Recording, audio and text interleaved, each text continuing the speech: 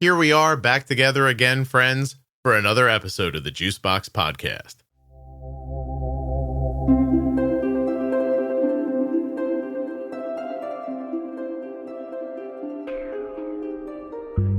Today I'm adding to the Pro Tip series. The rest of the series runs from episode 1000 to episode 1025. It's also available at juiceboxpodcast.com. Up top in the menu, look for Diabetes Pro Tip. Please don't forget that nothing you hear on the Juicebox Podcast should be considered advice, medical or otherwise. Always consult a physician before making any changes to your healthcare plan or becoming bold with insulin. When you place your first order for AG1 with my link, you'll get 5 free travel packs and a free year's supply of vitamin D. drinkag1.com/juicebox. Don't forget to save 40% off of your entire order at CozyEarth.com. All you have to do is use the offer code JUICEBOX at checkout. That's JUICEBOX at checkout to save 40% at CozyEarth.com. Are you an adult living with type 1 or the caregiver of someone who is, and a U.S. resident?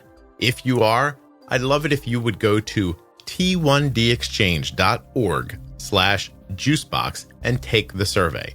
So if you'd like to help with type 1 research, but don't have time to go to a doctor or an investigation, and you want to do something right there from your sofa, this is the way. This episode of the Juicebox Podcast is sponsored by Medtronic Diabetes and their MiniMed 780G system, designed to help ease the burden of diabetes management. Imagine fewer worries about missed boluses or miscalculated carbs, thanks to meal detection technology and automatic correction doses.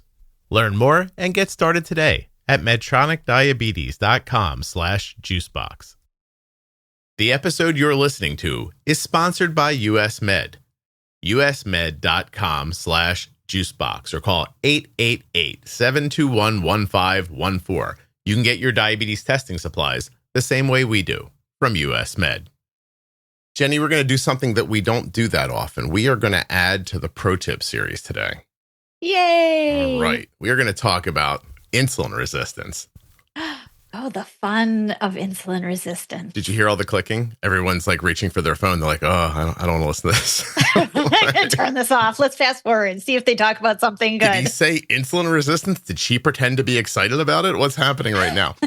But we think this is very important and very important to add to the Pro Tip series. So we're just going to jump in with, starting at 1, what is insulin resistance in type 1 and what drives it? Let's talk about that first, make sure we understand.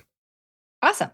So I think it's important to, again, define kind of insulin resistance as what's happening in the body. Like, why are you using a ton of insulin? That's what I think most people on a very just low statement level, I use a lot of insulin, I must have insulin resistance.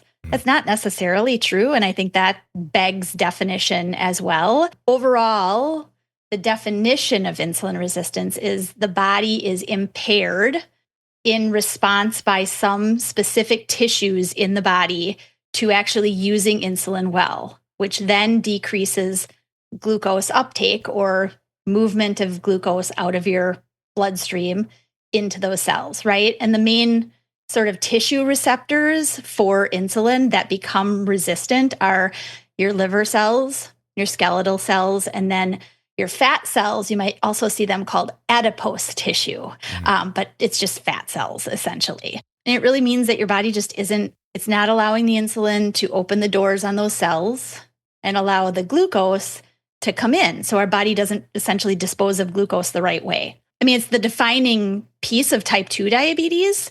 And while we really want to talk about type 1, I think that's the piece that is misunderstood, because it's happening in type 1 and type 2 in the same way, but potentially for some of the similar reasons, right? But type 2, we may eventually get to insulin resistance by not really seeing blood sugar changes, right? Because the body is actually trying to compensate for those cells not using insulin well. The beta cells just put out more and put out more and put out more insulin, and eventually they kind of get pooped out, right? So in type 1, I think it's important to then define we can have insulin resistance in type 1, but there might also be times where insulin needs are very high. And that doesn't mean you have insulin resistance that is long-term a problem, right? So defining those time periods, really, insulin resistance for time specific could be puberty. Your child or teenager may use an excessive amount of insulin because there is a lot of growth and a lot of stuff happening. But unless your child is also obese, has elevated blood pressure issues, has issues with low HDL levels, kind of the metabolic pieces that we're looking for that coincide with insulin resistance or metabolic syndrome, right? You may just need more insulin. Steroid use. You need a lot of insulin for using steroids and some other medications or other medical treatments. You may have excessive use of insulin. But there's the resistance in the picture then because of something that will not be long-term. Okay. Does that make sense? Yeah. And pregnancy with diabetes as well, gestational diabetes. Those are all instances of insulin resistance that they can be managed. And once those hormonal shifts are out of the picture, the resistance typically isn't as excessive or just goes away, right? It could be language with type 1s too, because like you said, insulin resistance is a very specific thing. But you could be at times resistant to insulin. That's the feeling, right? Like it doesn't matter how much insulin I give myself. It's not moving. I'm resistant to the insulin. I'm insulin resistant. And then those two things just get blended right together. Correct. That's just, And now it all means the same thing, but it doesn't mean the same thing. Does not. Again, weight gain, sedentary lifestyle, hormonal changes, medications, illness or stress, lack of sleep. These are all reasons why you might find yourself requiring more insulin than you normally do. Correct. It doesn't necessarily mean, well, the weight gain does though, right? Now, weight gain that would be insulin resistance. It would be, especially if it's weight gain that goes well outside of a growth parameter or expected growth, right? Kids, teenagers, we expect them to grow, and usually growth happens in weight and then height, and then weight and then height, right? It doesn't typically all happen at the same time, give or take the kid, right? Yeah. But we wouldn't expect a child to grow really, really slow or not much in height, but continue to pack on the pounds. That's not what we would want to be happening. That's not normal growth. And so then if other parameters are in the picture, especially, more sedentary lifestyle, there is, one of the potential risk factors when we talk about type 1 with insulin resistance is a family history of type 2.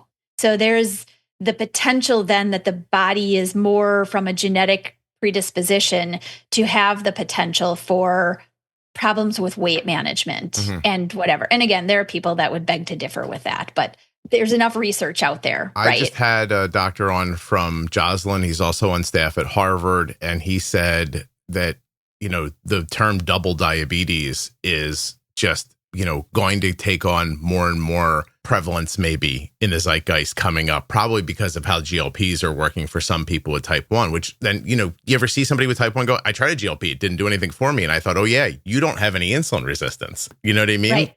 And or the other factors that the GLP-1s, they've been used for a long time. The newer versions now are definitely like the steroid version of what we had eons ago that really didn't do what the new ones are doing. GLPs on steroids. Right. Inflammation, weight loss, it tamps down hormonal issues for some people. Also, just constantly high blood glucose, just chronic hyperglycemia can increase your insulin sensitivity. You've probably heard me talk about US Med and how simple it is to reorder with US Med using their email system. But did you know that if you don't see the email and you're set up for this, you have to set it up. They don't just randomly call you, but I'm set up to be called if I don't respond to the email because I don't trust myself 100%. So one time I didn't respond to the email and the phone rings at the house. It's like, ring, you know how it works. And I picked it up. I was like, hello. And it was just a recording. It was like, US Med. Doesn't actually sound like that, but you know what I'm saying. It said, hey, I don't remember exactly what it says, but it's basically like, hey, your order's ready. You want us to send it? Push this button if you want us to send it. Or if you'd like to wait, I think it lets you put it off like a couple of weeks or push this button for that. That's pretty much it. I pushed the button to send it. And a few days later, box right at my door. That's it. usmed.com/juicebox or call 888-721-1514. Get your free benefits checked now and get started with US Med. Dexcom, Omnipod, Tandem, Freestyle, they've got all your favorites. Even that new iLet pump. Check them out now at usmed.com/juicebox or by calling 888-721-1514. There are links in the show notes of your podcast player and links at juiceboxpodcast.com to US Med and to all of the sponsors. Today's episode is sponsored by Medtronic Diabetes, who is making life with diabetes easier with the MiniMed 780G system. The MiniMed 780G automated insulin delivery system anticipates, adjusts, and corrects every 5 minutes. Real-world results show people achieving up to 80% time in range with recommended settings without increasing lows, but of course, individual results may vary. The 780G works around the clock so you can focus on what matters. Have you heard about Medtronic's extended infusion set? It's the first and only infusion set labeled for up to a 7-day wear. This feature is repeatedly asked for, and Medtronic has delivered. 97% of people using the 780G reported that they could manage their diabetes without major disruptions of sleep. They felt more free to eat what they wanted, and they felt less stress with fewer alarms and alerts. You can't beat that. Learn more about how you can spend less time and effort managing your diabetes by visiting medtronicdiabetes.com/juicebox.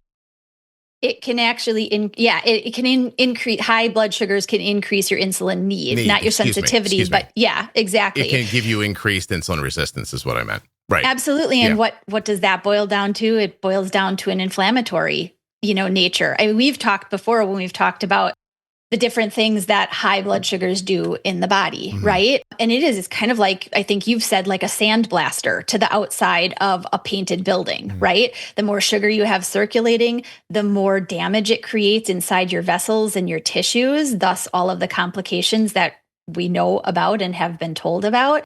But if we leave that high, it's just chronic inflammation. Yeah. And that's really hard for the body to get over. I think it's interesting that the doctor you talked to actually commented on what we kind of call, now we're really aiming for the ability to have a dual diagnosis.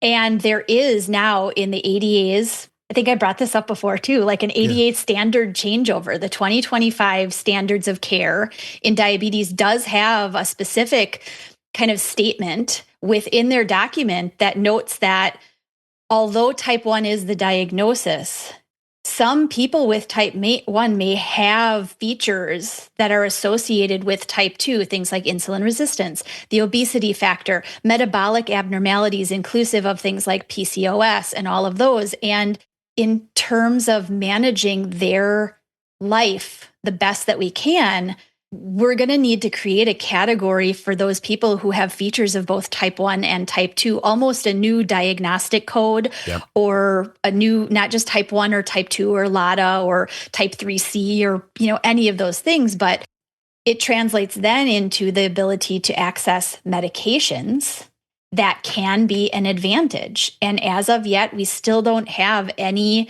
don't really have anything that's type 1 outside of insulin. And maybe, my daughter's endocrinologist gave her a double diagnosis, and it was accepted by our insurance the first time. She didn't even have to argue about it.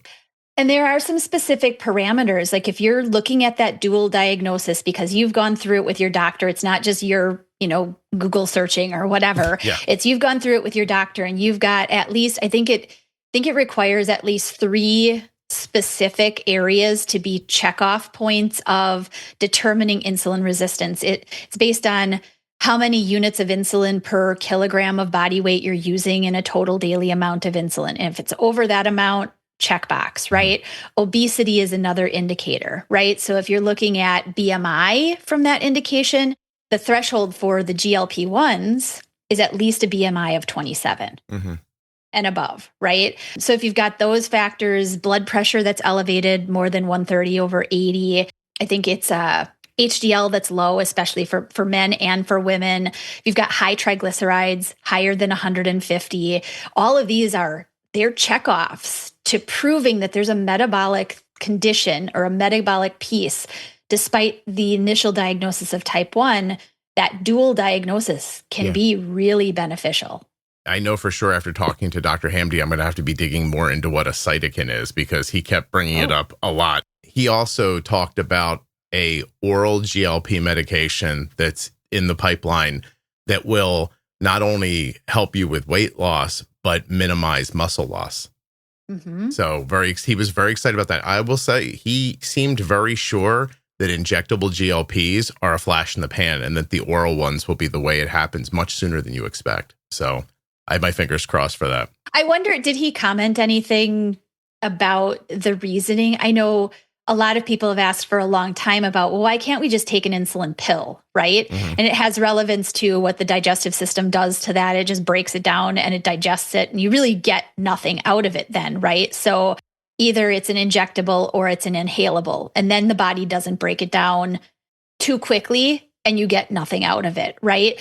He didn't mention how it's getting accomplished at this point, but if people are interested, it's episode 1411. It's called GLP Essentials with Dr. Hamdi. He's very thoughtful on the subject. I'll have to listen to that too. Yeah, very involved for a long time. Hey, I just want to say that if you have type 1 and you're not experiencing what seems like actual insulin resistance, some reasons might be genetics. You may have, like Jenny said, not be in one of those hormonal impact signs. You could be younger because for reasons, younger people don't experience it always as frequently as older people. And you might just be more active. Like, we talk about that all the time in the Pro Tip series and other places. Why do people struggle with AID systems sometimes? Because I'm super active on the weekend, but not during the week, or vice versa. And you're like, oh, this thing can't keep up with me. But the truth is that your lifestyle is greatly impacting your insulin needs. Correct. Yeah. So that's another way to think about it. And therein lies you're not really classifying that as insulin resistance. That's a lifestyle impactor, unlike chronic inflammation, which can also come from other health conditions. Right. They could be impacting your body's ability to use insulin the right way or efficiently. Mm-hmm. And so then inflammation is more of a long duration, and you are likely to then have true insulin resistance. Whereas high blood sugar is from a really stressful job. I have so many, now working with a lot of women who are kind of moving past menopause, moving into sort of retirement stages, right? What we see is really high stress, high energy jobs. They retire, and come January, they're like, I don't know, I'm low all the time. Like, well, let's take a look. I would curse right now and tell you that Arden's been off of school for a number of weeks, might be 6-8 weeks. She takes a GLP medication that helps with her insulin, resistance, because she probably has PCOS. And, her settings are much lower right now than they were back in college. And today she went back for just a day, like to go back for a day to do this thing. And since she woke up and now 3 hours later, her blood sugar is 175. Like the algorithm can't get her down. Like because now our settings are for Arden at home, not stressed out Arden, not Arden's at school thinking about all the things she has to do, Arden. And knowing the algorithm you're using, I know that it takes a little bit of adapting to actually nudge it back. Yeah. It'll keep up a little bit eventually. But the truth is that the person she was on her graph yesterday and for 8 weeks prior to that is not the person she is today. So, and I'm telling you, that's exactly what it's from. Anxiety, life, foot on the floor that doesn't go away, basically. Kind of going back to the doctor's comments about the cytokines, you're like, I have to look that up. Mm-hmm. There's a lot of really good cellular investigation as to insulin resistance and what's not happening right in the body, and what are some of the lifestyle things that we can get to beyond adding extra medications that could, again, help. So I don't want to get into it now because we'll get off track, but he had an interesting take that I'll share with you privately, and people can go check it out. The liver's role in insulin resistance. So how could the liver be impacting people? Yeah, I mean, your liver is a really interesting organ, right? What the liver does a lot of things. It's a detoxifier. It helps with management, not only of blood sugar, but a lot of other systems in the body. And so if your body isn't using insulin the right way, there's a disconnect to the liver for, ease of explanation. There's a disconnect to the liver then about what it's supposed to do for you. And it gets off balance. That's the best way to really, simplify it overall. So I have a little bit of language here. I want to know how you feel about this. Under normal circumstances, insulin suppresses the liver's release of glucose. When there's insulin resistance, the liver doesn't always receive the stop message effectively. Correct. That's what I said. It gets off balance. That is what you said. Okay, because I was like, oh God, I'm not sure if I'm understanding. Nope. So I just wanted to make sure. Okay, awesome. Moving on, because these are also, I should point out, these are questions that were sent in by listeners specifically about insulin resistance. Oh, awesome. Well, they were very well thought questions, honestly, very well worded and well put together. If you really wanted to get into the science of the liver and all the things, we could use big fancy words, that talk all about glucose uptake and fatty acid oxidation and like all of these. But right, people are going to be like, I don't know what that word means. Like, understand. What does that have? I don't understand. Just tell me why my liver isn't doing the right thing. Isn't doing the right thing. How does insulin resistance impact long-term diabetes management beyond just needing more insulin? Are there complications that are associated with it? That was the question that we got from a person. What do you think? I think the deeper question is, with insulin resistance, it creates a problem with overall glucose management. That's the bottom line. And so really the question there is, if I don't get on top of the resistance, meaning really I'm not managing my blood sugars because I'm not able to get my insulin to work well, down the road, you have all of those long-term complications that we're really trying to prevent, right? And the biggest ones really being heart conditions and those microvascular things like in your eyes and the nerve cells. And all of those things are relative to the bottom line being your blood sugar management. But if you're doing the best that you can and you're using a lot of insulin, it's not quite controlling everything yet. Yeah. And the real issues with resistance are the downline of what does that mean with blood sugar? It's funny, as I thought about this one, what popped into my head was a well-maintained classic car. It's going to sound strange for a second, but I have a friend who drove a Camaro, built in the 60s. Not just beautiful car, but like original 3-speed transmission, 326 motor. It was convertible, had the headlights that uncovered and like the covers came off and slid into the car, all run by air. And 40, 50 years later, the car looked brand new and worked brand new. And it made me think about people who say, I'm fine. Like, look at me. I have type 1 diabetes, but like, I know you're saying my A1C should be this, or my variability should be more like this, or maybe I should eat like this or that, but I'm okay. And to them, I would say that in 1965, that car looked brand new. And the reason it still looks brand new is because of the meticulous way he took care of all the little parts and features of it that you don't recognize are even happening day to day. Like, yeah, I know this is an old timey idea, but there's a big piece of plastic that like flipped out and slid into the car all off of air pressure that still worked 50 years later. You have little functions inside of your body like that, and they're just really important to keep up. And so if you're wondering why sometimes you buy a car and 15 years later it's garbage and you basically throw it away, it's because you ignored some of the little things that day to day seemed like they were okay, but could have used a little tender loving care. That's all. You made me think of my dad. Honestly, it's like you were talking about him truly, because he had a 68 Camaro. Oh, no kidding. I should say it's actually my brother's now. I mean, my dad's been passed away for a number of years already, but he willed it to my brother. So my brother now is the one who maintains it. And you're right. I mean, my dad, if anything I learned from him beyond just exercise, it was you take meticulous care of the things that you really want to last. That was his bottom line. I mean, he waxed our bicycles, Scott. So that's, it sounds like the same guy you're talking about. It's like all the care that you give, but you have to think about yourself. It's like the advice that's often given to parents. If you have a child you're taking care of, you have to take care of yourself too, or you're not going to be there to take care of those who need you, right? My friend eventually sold his car that he bought from the first owner, which was an old lady who literally, just like the story goes, like put it in the paper, and he got there and she's like, I can't handle this thing anymore. And he bought it for $2,000. and sold it many decades later for $60,000. And I think if you want to still be valuable many decades from now, you got to polish the chrome a little bit. You know what I mean? And that's not a euphemism. Yeah. But no, not at all. If you want your cells to be as healthy and lovely, and at 90, you want to grocery shop and carry your bags in the house and all of the things, there's maintenance to your body you have to do. Right. Yeah. I mean, it's the difference between whether you go to the junkyard at the end or you gracefully, drift off.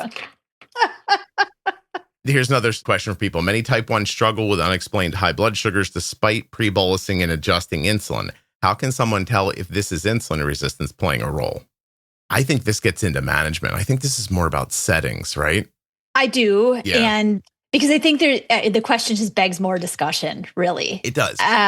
Because it's not defining all the time I sit high. No matter how much insulin I dump in, I sit high. It's specifically around meals and going high. And so with the idea that this person feels like their pre-bolus has been worked on and that's potentially not the issue, then maybe there's some other components within the mealtime and or maybe the ratio has changed, right? Maybe they've grown, maybe they've gone through a life change of some kind. And so maybe the ratio has changed, but they haven't changed that. They've just been playing with the pre-bolus. I tell people all the time, because people all the time say, I don't know what's going on. My pre-bolus time is 30 minutes. I have to pre-bolus an hour before I eat. I'm like, well, that's not a pre-bolus issue. Like, that's something else. So I always tell them to go back to the beginning, make sure the basal's okay. Yep. Has anything huge changed in your life about your activity, the things you're eating, right? That kind of stuff, you're sleeping, etc. Essentially the variables, that's what you're, looking at those variables, maybe the person was used to walking their dog 3 miles in the morning before they actually got to breakfast. And that was a benefit. And now all of a sudden they're not doing that or, you know what I mean? So absolutely. So I'm going to read now 5 questions in a row that are all part of a bigger conversation. Okay. There seems to be 2 schools of thought, one focusing on low fat, high carb diets like the Mastering Diabetes diet, and another one, low carb approach. What does the research say about the best dietary approaches to improve insulin sensitivity in type 1s? The next question is, are there specific foods or micronutrient ratios that have been shown to improve insulin sensitivity? The next one is, for someone who's insulin resistant, should they be focusing on cutting carbs, reducing fats, or prioritizing protein? And there are mixed opinions on intermittent fasting. Can fasting improve insulin sensitivity, type 1 diabetes, or does it pose a risk? I'm going to throw in this one as well. Some people say that processed foods contribute to insulin resistance. What specifically in processed foods makes them problematic for blood sugar control? So we'll go through them one at a time, but I think they're all part of this conversation. They are, and I think we'll kind of mush them together, even though trying to kind of go through them separately, it's probably going to answer within. They're going to overlap. Yeah, they're going to overlap. Yeah. The first one is the tough one because, people who are very strictly low carb that have a lot of success with it are just going to tell you, law of, like, what do they say? Low numbers, right? A little bit of carbs. Right, the rule of small numbers, right? A little bit of carb, a tiny amount of insulin. You've got a little easier control mechanism because there's not as much overage there from an insulin, but you also don't have a heavy hitting macronutrient being carbohydrate that you're really trying to step on top of and keep managed, right? The big thing behind this main question of the 2 schools of thought from a dietary standpoint or like my background, it really boils down to looking at what each of these fueling plans provides has science that does suggest it can work. They both do. The vegan, low-fat diet, plant-based, absolutely has research that suggests you can reduce insulin resistance, you can bring your medications down, you can help to control the heart issues. Even things like PCOS end up being better managed and navigated. Weight loss is something that happens in the picture. Those are 100% the same thing that the low carb approach also is able to prove that they can achieve, But the bottom line is you decide on it and you don't falter from the plan. That is it. In a bottom line picture, if you're going to do something like all plant-based, low fat, then do it, figure out, but you have to stick with it. It doesn't mean every week you will go out for your 16-ounce steak because you can't 100% give that up. This is a plan. Right.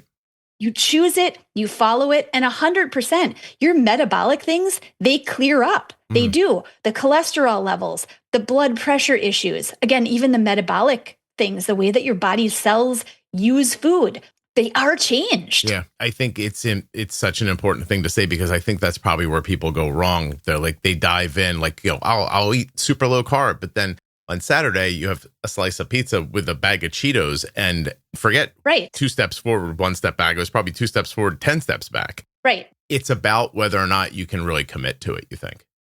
I really do. Yeah. Because there is, when I look at the data and people ask me the questions all the time, well, should I go this way? Should I go that way? And I have to say, well, what do you know about both of those plans? They're almost like opposite ends of the spectrum. Yeah. Which one are you most likely to be able to stick with long term? Because if you can, here are the 10 different research articles I can give you. Mm-hmm. They're not even based in like the big ones that a lot of people have problems like believing in, right? Yeah. These are really good defined references that suggest it can work. And we've got communities that are centered on both of them with discussion about why they work and all the people that they definitely help, right? Is there any scenario where following any of these ideas strictly won't work for somebody? Is there somebody who's just genetically it doesn't work for? Is that not a thing?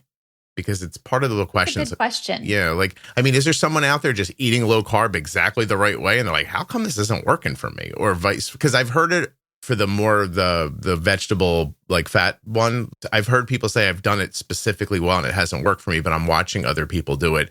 And there's got to be something there that's. I'm sure that there is. And so that also suggests that maybe either you're not following it to a T. So really get the reference materials, get the books. I mean, there are books on, the mastering diabetes and also on the low carb end of everything. There are books that definitely give you very well defined, this is your plan of action. Yeah. If you haven't quite done it, if you've really only been following with some online person who tells you what they're doing, maybe there's a little piece in there that's not quite what your body is working with the best way.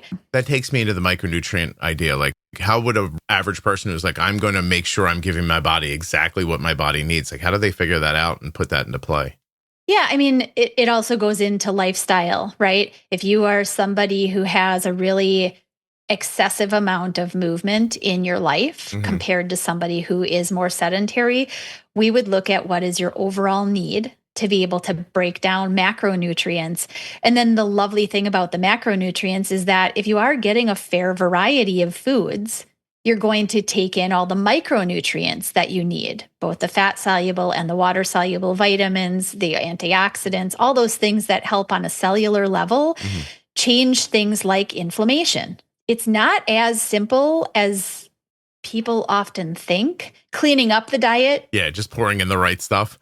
Yeah, I mean, it really does behoove people to sit down with somebody knowledgeable. And I'm not going to say that you're going to find the right person right away. It might take, just like looking for the right endocrinologist, it might take a little bit of navigating through some people to find somebody who kind of fits with you and that you can work really well with. But they should be evaluating your life, what type of stressors you have, what kind of energy level or exercise plan do you have? And then building into that, well, to meet your need as well as address this insulin resistance and overall help with insulin sensitivity, let's play with adding this, taking this away, cutting back here, adding this in. Somebody who is an endurance athlete is going to have a different macronutrient need profile than somebody who is in the lifting gym 3 hours every single day and they're bench pressing, I don't know, a large amount of weight that I can't even probably lift.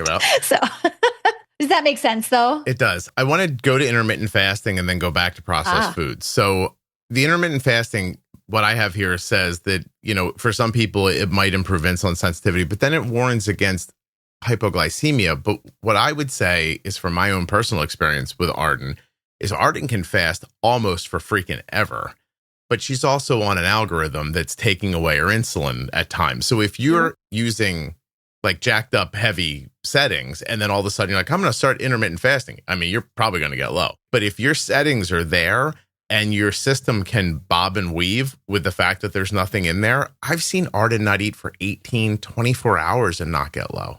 Like, as a matter of fact, like, I would tell you, if you can get all that straight and you're a person who's like, oh, I can't exercise without getting low, wake up in the morning, don't eat with great settings and go move. Work out in the morning. Yeah. Mm-hmm. So no, I think it's a quality question. Whoever asked about intermittent fasting, the risks, as you just said, can be minimized, especially with the type of technology that we have today at our disposal, right? Not everybody, but a lot of people have access to at least a CGM.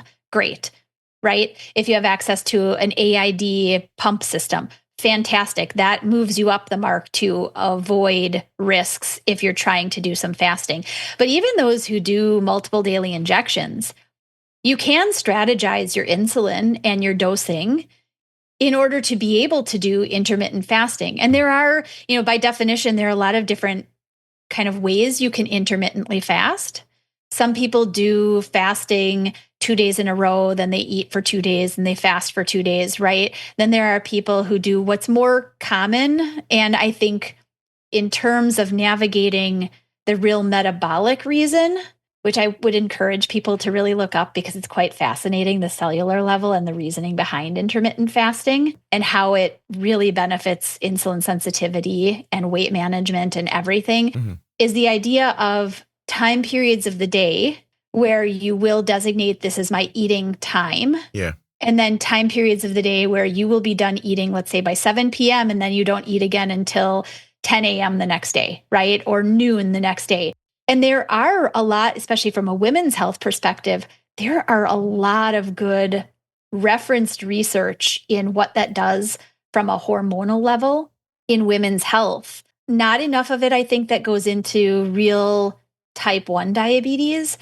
But if you can read into the research, you can understand how it could impact your diabetes management. Because most women complain about the fluctuations around their monthly cycle or moving into perimenopause or even menopause, right?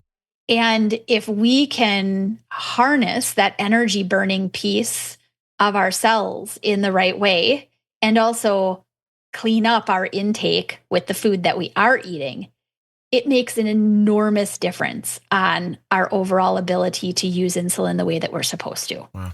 I'm going to jump to this last piece here. Processed foods. Can processed foods really blah, blah, blah? Like, I think in the information age, we're very used to people saying things and we just accept them, right? We don't really dig deeper into them. And so some people can also hear that and just disregard it. Like, oh, processed foods are bad for you. Like, I've been eating it all my life. I'm fine. Like, it's great. Yeah, because your car's not 50 years old yet. Your body's still able to make it through a ho-ho without you dying. But one day you'll put the wrong gas in and it's just going to shut off. But I'm going to keep a lot of this for the nutrition series that you and I are going to do, because I think we should do an entire episode on why exactly processed foods are doing what they're doing to you. Yes, it's on my list that I have not organized for us yet. Awesome. I'm sorry. No. So give me a high level overview of processed foods and how they can, make insulin resistance occur, make it worse. Yeah. And actually it ties into that first question in this little kind of segment that we're talking about, is the focusing on either the really low fat, high carb intake or the more low carb or ketogenic type of plan. One thing that's missing from both of those plans, for the most part, if you're doing the plans the right way, you are eating food that looks like food. What has that done then? Behind the scenes, whether you're low carb, high carb, whatever, you've cleaned out. I mean, the question here, what specifically in processed foods makes them problematic? Have you ever read the back of most of the packaged things that you buy? I mean, outside of maybe you buy brown rice, it's brown rice, right? There's nothing problematic in that unless you're low carb, then you won't eat it. When you look at the back of many packaged items, they are full of things that I guarantee you can't pronounce, nor do you know where they came from. Why are they in there? Outside of things that have parentheses after them, this is anti-caking agent. Or you're like, great, but why does it have to be in my food then? And yes, it went in your mouth and came out your butt, but it does. You don't know what it was doing while it was in there. Maybe you could where swallow. Does it get stuck? You could swallow a nickel and it could come back out again. It doesn't mean you want it there. I'm just high level, rapid breakdown of refined carbohydrates, added sugars and metabolic overload, inflammation, oxidative stress, unhealthy fats interfering with insulin signaling, nutrient deficiencies and lack of fiber, chronic overeating and weight gain because of calorie density and hormonal dysregulation, on and on and on. Like, yes, processed foods are bad for you, but we'll dig in later about why. And yes, they can. Listen, if you just ate food that you, like Jenny just said, like you lift it up and you go, this is broccoli. I see chicken. Like, you know, and then eat it. Right. Yes. Don't take the chicken and dump some sauce on it that you bought from somewhere and go, look, it's orange chicken now. Now it's chicken with nickels all over it. Think of it that way. That's good. It's a good brain. You're eating aluminum foil or whatever. And like, maybe it'll make it out. Maybe it won't. Right. Can we jump to, how are you on time? You good? I have about 5 minutes. Okay. Yeah. Let's go to medication, supplements, options. What can people take type 1 to help with insulin resistance if they've changed their diet, if they changed their exercise, and it's just not working? Sure. I mean, there are prescription meds. And again, early on, I talked about how you can potentially get that dual diagnosis to improve the ability to get these covered with really good, well-written letters from your doctor. Things like the GLP-1s, GLP-1, GIPs, things even like old school metformin is another potential one that you do not need a prescription for. And I can definitely say is visibly beneficial, not to the impact of things like a GLP-1, but definitely beneficial in the here and now because it gets used up pretty quick, is the berberine. That is definitely one that is beneficial. It helps attack kind of around that meal, but not necessarily long-term. Okay. Right. Thank you for doing this with me. Of course. I really appreciate it. It was a great topic. No, it's awesome. I'm going to send all the information over to you and we'll, so we have everything for next time. But before we go, how does hydration impact insulin sensitivity? That's a really simple one. Yep. Right? Because if you are not well hydrated, all the things that are circulating in your system that are supposed to get to the cells to allow them to work the right way, one of them being hydration. If you are dehydrated, it's like moving mud or molasses through your system instead of like water out of a faucet, right? It's supposed to fluidly flow. Your cells are supposed to have access, float around in your body, kind of like, really low leveling in terms of a biology explanation. But hydration is huge.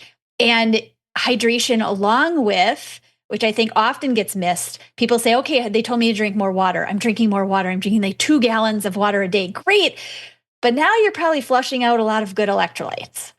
So there is a fine balance. I say, easy, simple electrolytes on a day-to-day basis with your water intake are also very valuable from a balance of things in your body. And the 8 cups a day, give or take the person, it's probably more if you're an athlete. It's probably more if you're sitting in a sauna for 3 hours a day, right? Based on size, person, athletics, you can kind of go up and down from there. But if you're going to try a baseline, great. Stick with the 8. And what about anybody who's going to say, I'm incredibly well hydrated. I had 2 liters of Diet Coke today. Same thing as 2 liters? No. No. Okay. Not at all. No? Not at all. My kids drink juice boxes all day. No. Not hydration. Okay. No. Are you sure? Let's look at water. Water is hydrating. Okay. There's nothing wrong with it. Yes. Just drink some water. Okay. What if I take water and I put something in it? Back in the day when I was a kid, but Crystal Light. I don't even know if that exists anymore. Now I put Crystal Light in it. Am I still drinking water or am I negating the benefits? You're still definitely drinking water. Okay. Again, that goes back to processed foods and what is in the thing that you're adding to your water to make it taste like you want to be able to actually drink the 2 gallons of water a day. Crystal Light water with 3 nickels. Yes. At least you're getting water, I guess. Hopefully they won't grab onto an artery on their way through or whatever. I know arteries are not in your digestive system. I'm just saying. No. Okay. What are your thoughts on supplements like berberine, metformin, or a GLP like Ozempic or Mounjaro for addressing insulin resistance in type 1s? That's a question right from a listener. No, I think it's great. I also think it needs to be differentiated right? Because a supplement is something that isn't technically regulated, at least not most of the time, versus a medication that has approval, is on the market, is available through prescription. Like you can't get it otherwise, right? So when you talk about things like metformin or the GLP-1s, GLP-1 GIP, the metformin is a little bit different, but all of those are prescription. When you talk about berberine or some of the other ones, there are whole lists of things that help from the standpoint of even optimizing your own GLP-1 system output, right? Your gut output, which isn't working, which is why the GLP-1 meds do work in people with diabetes. So there are a whole host of those. I once got listeners to send me all the supplements that they take. And I thought just let them just tell me everything that they take and I'll weed through it. Maybe I'll find some things, and I can't figure out a way to be certain about any of it. And so it's hard to just jump on here and start saying you should try this or that, or this lady said this helped her. And part of me wants to put it out there so people can decide for themselves. And part of me is like, God, stuff could be expensive and maybe not do anything. And, And many of the supplements are, but you also, with anything, I think, even with the prescription meds, you should be doing a little bit of your own research. Yeah. You should be doing information searching because many of the supplements do have good research backing to them, but the information is important to look at. What was the population that was tested? Most often for some of the supplements, we're looking at tests being done mostly in type 2 diabetes. Does that mean it's not relevant to type 1? Not at all. But they're really only doing most of this stuff in type 2. And then what's the concentration that's being used? What's the healthy concentration to use that you can get on the market? You already said, what's the cost of using that? What impact should I see? And a lot of people, I think, with supplements, to go down that kind of road first, is you end up getting a list of 6 things and you think, well, great. All of these are supposed to be wonderful for my weight and for my blood sugar and for my gut health. I'm just going to throw them all together and see what works. Well, if it does, fantastic. But some of them may not be doing much at all other than making your pee purple, right? How do you know if you're taking 5 at once if they all? So then I think the problem becomes then, because I've gone through this myself or with people in my family. You say to somebody look, we're just going to take one of these a day for 3 months. And people are just like, what are you kidding me? And if you don't see a pretty instantaneous change or value, it's hard to remember to even do it. It's hard to shell out the money. And then people tell you, well, it's got to be a quality, and then you look and quality means $40 for a jug of them. And you're like, ooh, and right. So I don't know how to talk about it. I wish there was an easier way. Now, what I can tell you about what I've learned about GLPs over the last couple of years, taking them for myself, using them for my daughter with type 1. Listen, I'm not obviously a doctor or researcher, anything like that, but I know a few things to be true after the last couple of years. If you're using a GLP medication, as Dr. Hamdy said in episode 1411, and you are not doing muscle training and taking in enough protein, he says you should not even be using them. It's just too dangerous to lose muscle, especially as you get older, and it's just something you don't get back. So you have to maintain and build muscle while you're using a GLP. It's very important. The other thing I've learned is some type 1s are like, oh my God, I jumped on a GLP and it changed my life. I use significantly less insulin. Right. My spikes are lower. All these good things are coming. Then another type 1 will say, I tried it and honestly, I tolerated it well, but nothing happened to my insulin needs. Right. And I guess I've come to believe that some people can have, what I've heard called double diabetes. They have type 1 diabetes, but they also have insulin resistance. Correct. The dual diagnosis. Yeah, without type 1, they'd still have insulin resistance. And I don't know if I'm right about that or not, but just watching people, it's the only explanation I can come up with why some type 1s would take it and have such a reduction in insulin and some type 1s don't have any.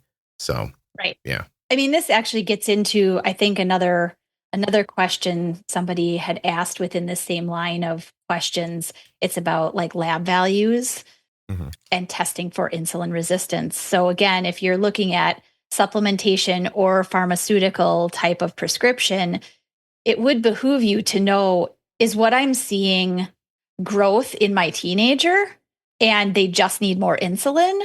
Or is this truly insulin resistance? Because there are some markers that you could look at that could move you to a diagnosis. And again, now with ADA standards suggesting that people with type 1 could have these other pieces that are more type 2.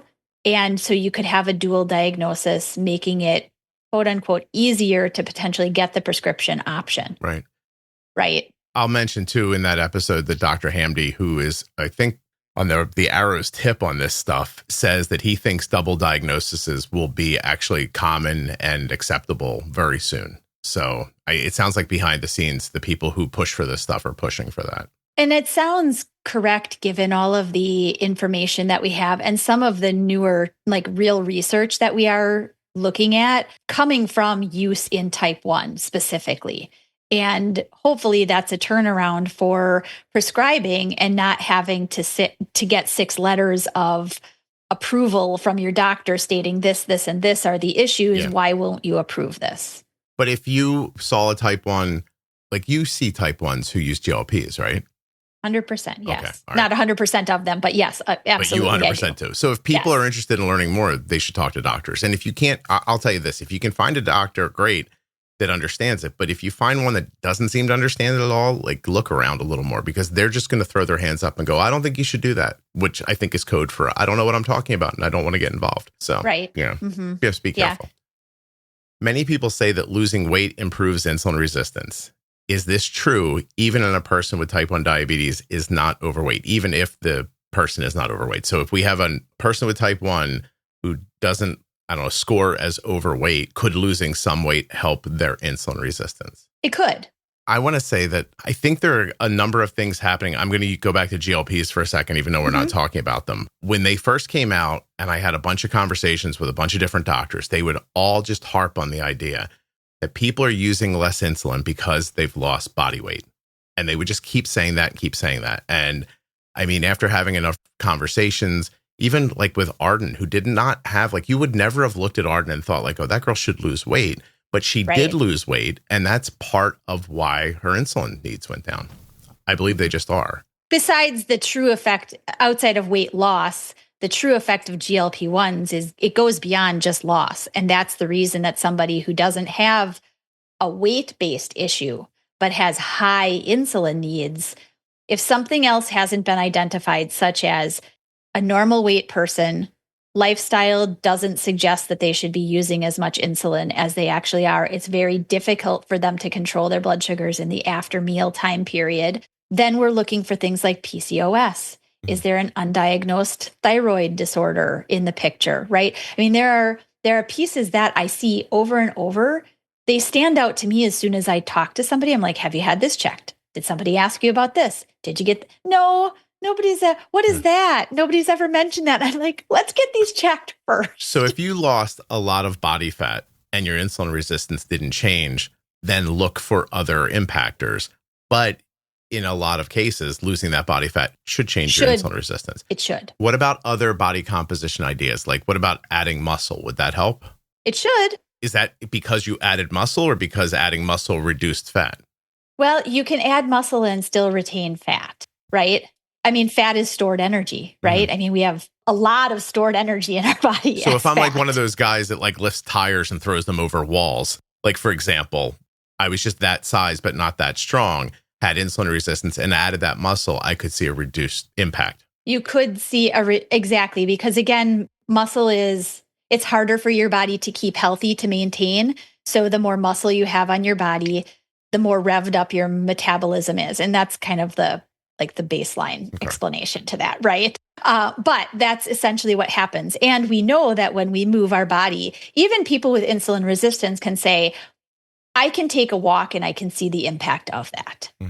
I can move my body and I can see that my insulin does start to work better. Probably not as good as if they were a lower weight, brought their body weight down, or somebody of the same height, but a leaner body type with more muscle on it, but they're still going to see impact. So if you now lose weight, add muscle, and you maintain a movement, you're definitely going to see an improved, a lower amount of insulin that you need. So I'm looking at all of the questions that led us to this bigger idea, and I'm moved to say, there's a person here asking, how much does walking after a meal impact insulin sensitivity? I just had this long conversation privately with somebody I've known for a long time who has type 1. And he's in his 20s and has recently put on a bunch of muscle, started doing like jujitsu and stuff like that, and went to a little more of a lower carb lifestyle. But everything's a mess because his job is very active, right? And he's on Omnipod 5. And he's like, I am getting low every day at work. Like I'm low constantly, like blah, blah, blah, like on and on. And we just kept talking and talking and talking. And the first 2 things I said to him, I ended up going, no, not that. And then eventually I said, here's what we're going to do. And I figured out that he was getting low after meals. And that seemed to be the biggest problem. Mm-hmm. But he was so sure about his insulin to carb ratio. He said it was 1 to 10. And I said, listen, let's just make it 1 to 20 and like see what happens. And I got a text the next day. I didn't go under 100 and my spike was only like 160. I said, okay, make it 1 to 18 tomorrow. Like keep changing that until we get there. Mm-hmm. I think that was your problem. But what he was seeing was that he was eating and then he was going to work and walking and tanking every time. If he didn't walk after he ate, it wasn't nearly the same. So what's the functionality there? Right. Any activity, walking is one of the best. In fact, years ago during Diabetes Month, I can't remember what organization, they used to have something called the Big Blue Test. Manny. They would say, who was Manny? Yeah. It was Manny. Yep. It was essentially check your blood sugar, go do 15 minutes of movement, come back and check your blood sugar. Right. And 99.9% of the time, you're going to see movement down in your blood sugar. I don't care what body size or type you are. You're going to see. Why? Because muscles require energy to move. And we know that exercise is, I call it free insulin, right? Mm-hmm. Your body needs the energy. It's moving faster than it normally is. Your muscles are now primed. The doors on those muscles are now they're more free to open at will, and they don't need as much insulin to unlock the doors and let the glucose flow in. We know that works. You and I know that works. Mm-hmm. Is that actually impacting your insulin resistance, or is it just changing the function of the insulin that's inside of you? Over and over, exercise is going to, at some level, it's going to impact your resistance. Right. It is. Okay. But in some people, that exercise every day, it's basically holding you at a level. If you stop doing that, you're going to climb in insulin resistance. It's holding you at a stability. The insulin resistance is still there. And if you are the type who needs the GLP-1 type or the metformin or something to assist further, then all you're doing is holding things where they are with your exercise. Don't stop doing it. Mm-hmm. Keep doing it. But if you're not reaching your goals of weight loss or post-meal blood sugars or as much as you really want to, then you're looking at needing to add something to help the lifestyle stuff that you're trying so hard to do. Follow-up questions from people is, how does muscle mass influence insulin resistance, which I feel like we just talked about, but can lifting weights really make a difference? Yes, right? It can. And weightlifting is interesting. It actually, many people who lift weights find no change immediately in their blood sugar. In fact, those who really go to some of the boxes, right? The gyms that are just all lifting, you have your workout of the day, it's very resistance based. You might actually see a rise in your blood sugar. Right. During the lifting itself. During the lifting itself, right? It's an adrenaline based kind of thing, sort of like a sprint runner. Mm-hmm. You might see from the adrenaline of a sprint or hill repeats going up and down, you're going to see a rise in your blood sugar. But in the aftermath, just like weight training, you're going to see that your muscles are now recouping.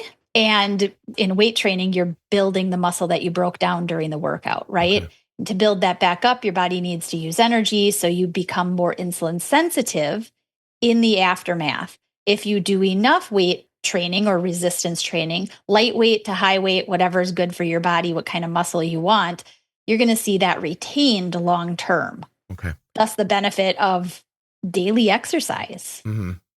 Okay. All right. Let's move to like beyond diet and exercise, hormones, stress, sleep, steroids, that kind of stuff. When people see a greater insulin need because they haven't slept enough, they're under stress, the doctor gave them a steroid for an infection, or they have a hormonal impact, are they seeing an actual change in their insulin resistance? It's momentary. I think, I think it's momentary. I think it's more right right now, this is what's impacting my insulin need. Mhm. Hormones in females, obviously, that's more in the moment, or depending on where they are in a monthly cycle, can go up and down, right? Somebody who has a big business presentation to do, they may be stressed for a couple of days while they prep for it and they plan it and they work with their team and then they get to it. And as soon as it's done, if you've changed your insulin doses to accommodate and keep your blood sugar managed, you're likely to need to remember what your doses were before the stress. Right. Because it should come back down. That's momentary insulin resistance, which isn't, I wouldn't even call it resistance. It's just the effect of a variable here and now. Do thyroid issues impact insulin resistance? Yes. They do. Okay. Absolutely. Hypo, does it matter? They both have impact on your overall insulin need, yes, both to the extreme of needing a lot more, as well as, I mean, they're both a little bit opposite. We actually see in hyper that because your metabolic rate and the turnover of all different types of medications is a lot faster, you're ending up you're clearing that and you're needing to use a lot more insulin, right? Whereas in hypo, you've got metabolic slowdown until it's regulated.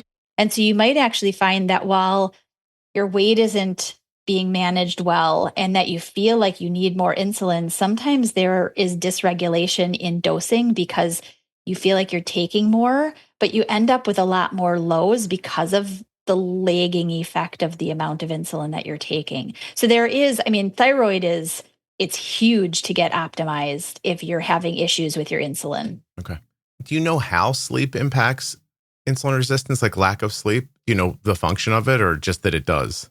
It's just, baseline is it's a stress, Okay. right? Especially quality sleep. You might have something that tells you you're sleeping 7 or 8 hours a night, but we have enough watches and rings and things now to take care of looking at what was our sleep quality like? How many times did we roll over in bed? Even some of these devices measure what would be like sleep apnea, kind of dysregulation of oxygen intake during the overnight times. You might think you're sleeping, but you're really not getting quality sleep through all of the different cycles of sleep, deep sleep, REM sleep, all of those things, right?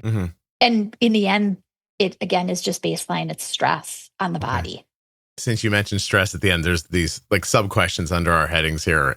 How do I manage stress to improve blood sugar control? I'm going to assume that me telling you to calm down is not going to help. I mean, is it just one of those things like you got to figure out how to manage your stress? I mean, really, what are you going to do? Right. Know? I mean, it's like a blanket statement because I think everybody needs something that's going to be a little bit different to manage stress. I manage stress by working out. I run, I do yoga several times a week. There are different types of yoga. Some is meditative, some is more active yoga. I use weights. So exercise is really my like stress reducer. I also like to cook. So, find your thing. And if that helps you and you have time to build it in, it might be enough to keep your stress levels at bay. Some people's stress, though, is not only their own life stress, but it includes their family's stresses. Right. So then you have to navigate it all. Yeah. I notice a hot shower makes Arden's blood sugar go down. And I know that it's like people are like, oh, hot or cold or this. I'm like, I honestly just think she gets in there and she chills out. She sings and she relaxes. The water hits her head. And I think she just relaxes a little bit. So, okay. Identifying, let's see, IR, insulin resistance, on lab work and early warning signs. What labs or markers should someone ask their doctor about if they suspect that they have insulin resistance? And for those who don't realize they have it, what are the early warning signs to look out for? Are there lab value? Can I get? There are, like somebody, and this goes the route of really talking about maybe somebody who has some of the physical identifying markers, like you're overweight, you have a more sedentary lifestyle, you may not have the cleanest food intake, maybe you don't work out, those kinds of things. Are there markers that someone could be looking at with not knowing that you have diabetes? There are. I mean, obviously, one test would be an A1C, right? It's going to give an overall evaluation of, is your body not regulating your glucose like it should? In people who don't have type 1, something like an overnight fasting insulin level can also be a method of managing your body's output. And it's a way to sometimes also identify prediabetes before type 2 diabetes, because again, early stages of type 2, your body is overproducing insulin to make up for that insulin resistance that's there. So that is another piece that could be managed. Obviously, somebody with type 1 doesn't need a fasting insulin the whole time. I went to our friend online to ask this one. So fasting insulin, HOMA-IR, homeostatic model assessment of insulin resistance, a fasting blood glucose, hemoglobin A1C, triglycerides to HDL ratio, a ratio higher than 2.5 to 1 is linked to insulin resistance. Your C-peptide, of course. Postprandial blood glucose and insulin, checking glucose and insulin 1 to 2 hours after a meal could let you know if you have poor glucose metabolism. And liver enzymes, elevated levels may indicate fatty liver disease, commonly associated with insulin resistance. It says uric acid, high levels correlate with insulin resistance and metabolic dysfunction. Some early warning signs could be frequent fatigue, increased hunger and cravings, difficulty losing weight, dark patches on the skin tags, high blood pressure, brain fog, PCOS, dizziness or shakiness between meals, increased waist circumference. There you go. That's from our friend. Those are most of what's on my list. So you got to all of them. Jenny's like, am I going to get supplanted by a prompt? I hope not.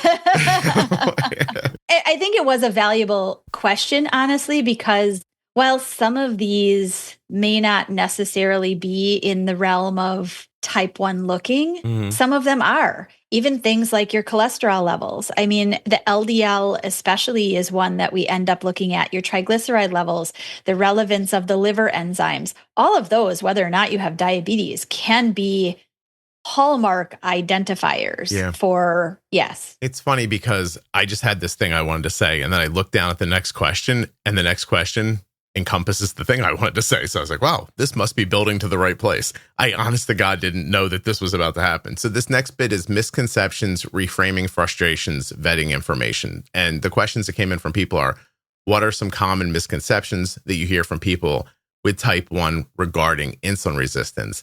And I'm going to tell you that my question was, do you think we talk about insulin resistance correctly, or do you think it's a catch-all phrase that we use in a bunch of different places? I'm going to say that this about insulin resistance, what we're putting together, I think it's really valuable because I think we're defining the difference. But I do feel like it can be a catch-all.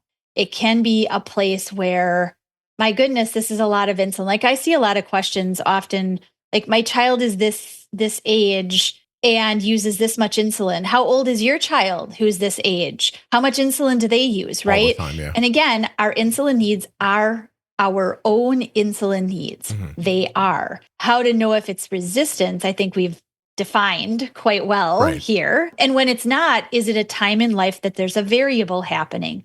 That's not resistance. It is the hit of what's happening right now.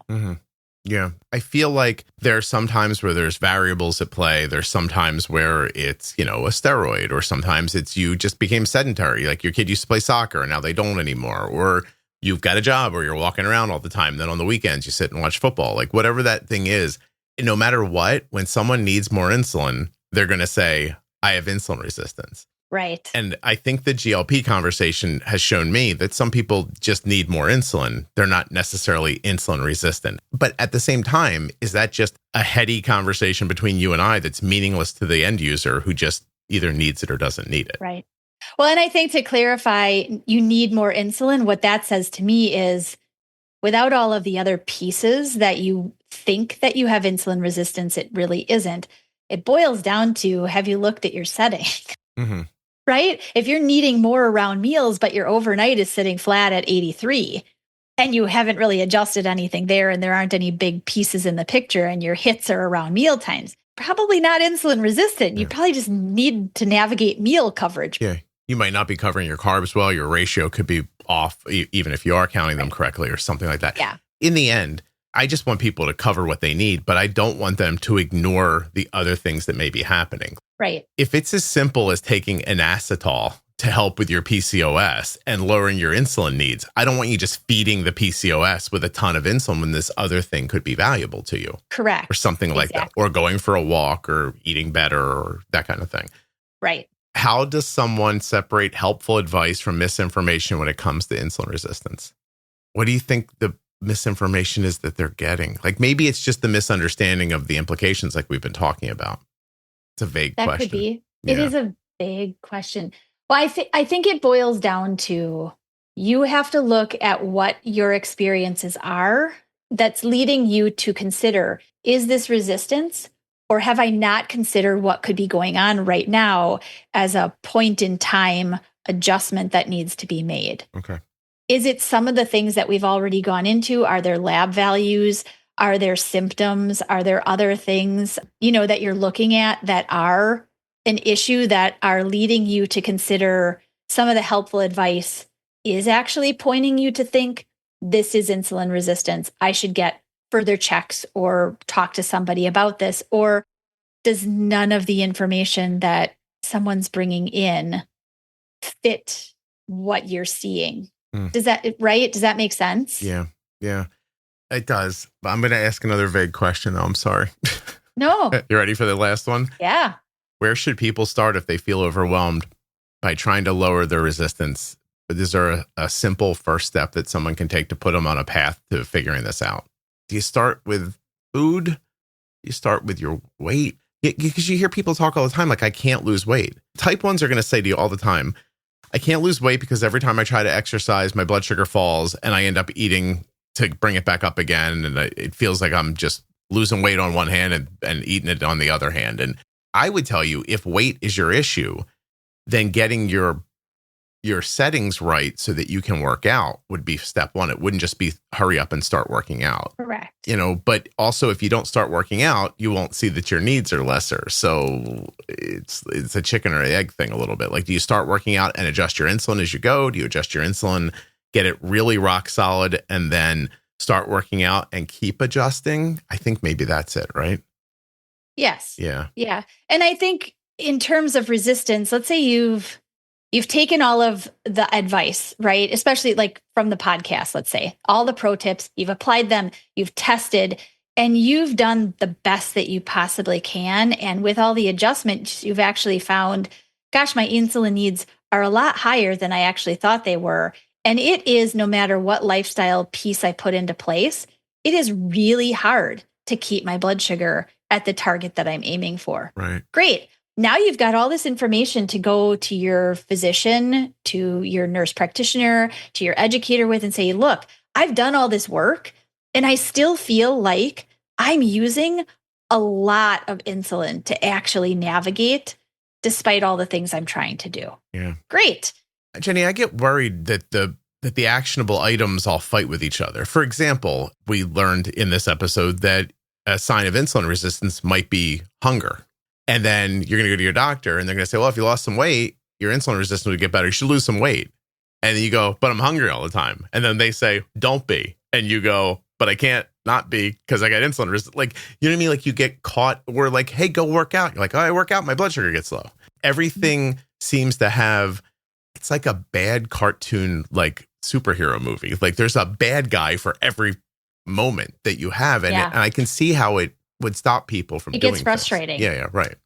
Mm-hmm. I mean, listen, I don't have type 1 diabetes. I don't have type 2 diabetes. I don't think I've ever been pre-diabetic, but I have lost like 60 pounds on a GLP medication, and the hunger going away was a huge help.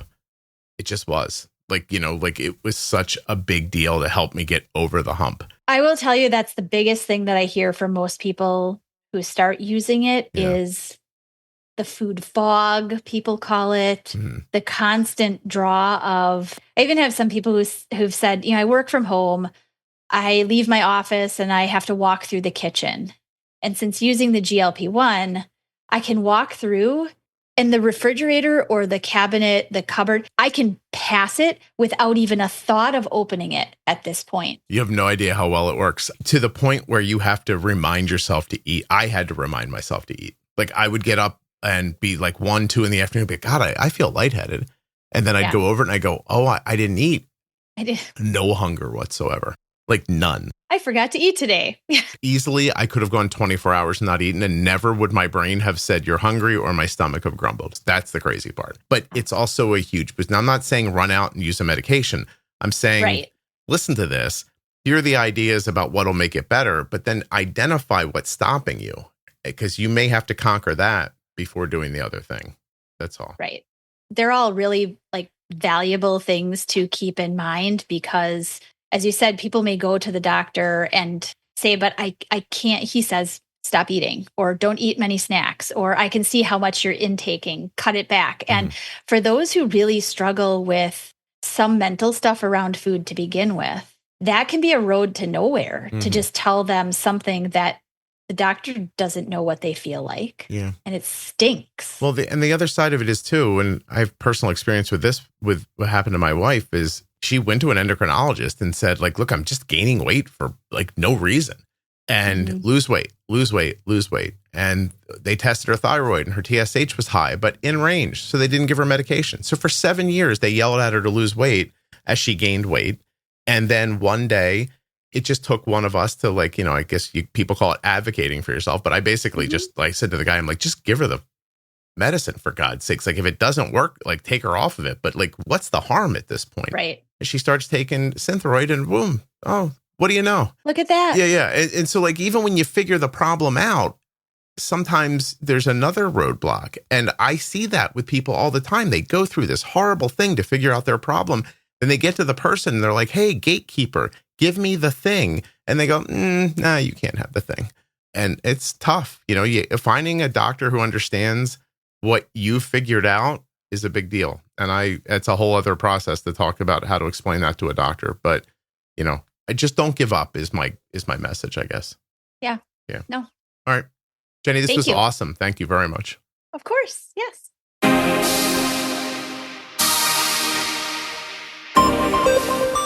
Thanks for tuning in today, and thanks to Medtronic Diabetes for sponsoring this episode. We've been talking about Medtronic's MiniMed 780G system today, an automated insulin delivery system that helps make diabetes management easier day and night. Whether it's their meal detection technology or the Medtronic extended infusion set, it all comes together to simplify life with diabetes. Go find out more at my link, medtronicdiabetes.com/juicebox. This episode of the Juicebox Podcast was sponsored by US Med. usmed.com/juicebox or call 888-721-1514. Get started today with US Med. Links in the show notes, links at juiceboxpodcast.com. If you or a loved one was just diagnosed with type 1 diabetes and you're looking for some fresh perspective, the Bold Beginnings series from the Juicebox Podcast is a terrific place to start. That series is with myself and Jenny Smith. Jenny is a CDCES, a registered dietitian, and a type 1 for over 35 years. And in the Bold Beginnings series, Jenny and I are going to answer the questions that most people have after a type 1 diabetes diagnosis. The series begins at episode 698 in your podcast player, or you can go to juiceboxpodcast.com and click on Bold Beginnings in the menu. Hey, thanks for listening all the way to the end. I really appreciate your loyalty and listenership. Thank you so much for listening. I'll be back very soon with another episode of the Juicebox Podcast. The episode you just heard was professionally edited by Wrong Way Recording. WrongWayRecording.com.